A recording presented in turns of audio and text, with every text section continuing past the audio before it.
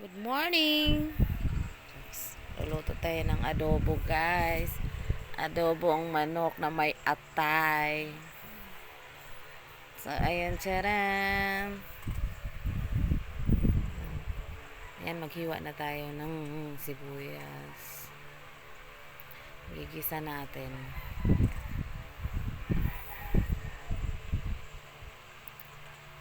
Sibuyas, luya.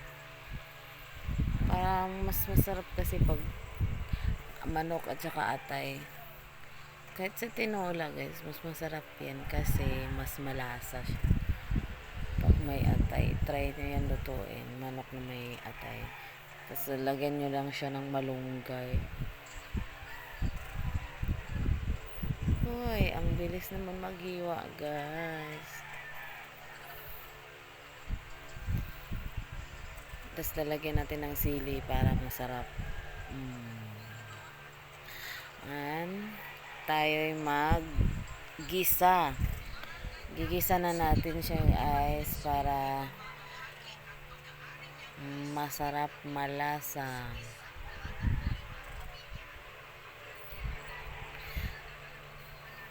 Tapos yung kawali ko pala dyan, guys, butas pala yan. Parang may butas na siyang maliit. So, hinayaan ko lang siya munang igisa namin. Tapos, ililipat ko na lang siya ng lagyanan. Ilipat ko siya ng lutuan. Ilagay na natin. Ayan na, nilagay na natin ang manok at atay. Yan pala, guys, is almusal namin hanggang tanghalian. Minsan abot pa hanggang hapunan. Takpan natin.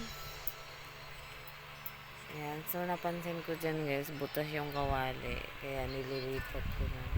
Lipat ko siya sa isang kawali namin.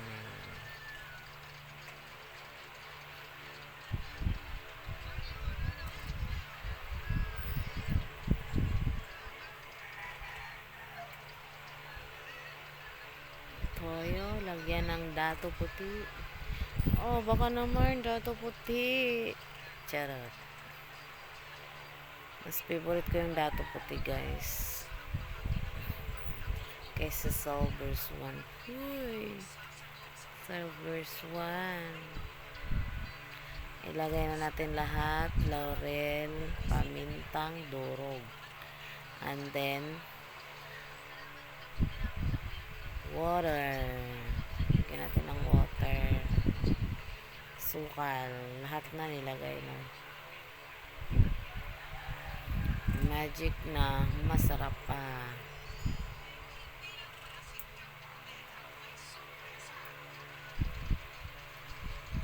Ayun na.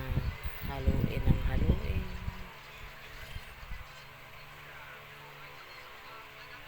Yak, kumulo na. Nailipat ko na pala yan dyan, guys, yung niluto namin. Naluto ko pala namin. And yan, bango. Kaya gusto ko may atay, balunan pag nag-adobo ako isang manok.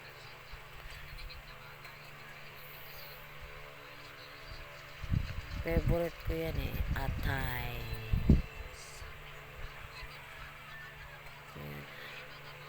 Patuyuin lang natin siya kunti para mas lalong manuot yung lasa niya.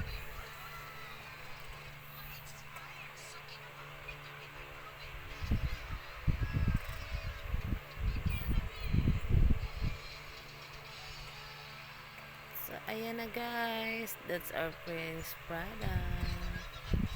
O, diba? Tuyo-tuyo. At saka parang yung mga atay niya parang nag-crispy na, parang pinapride. Yan na yung finished product, guys. Pwede na tayong kumain.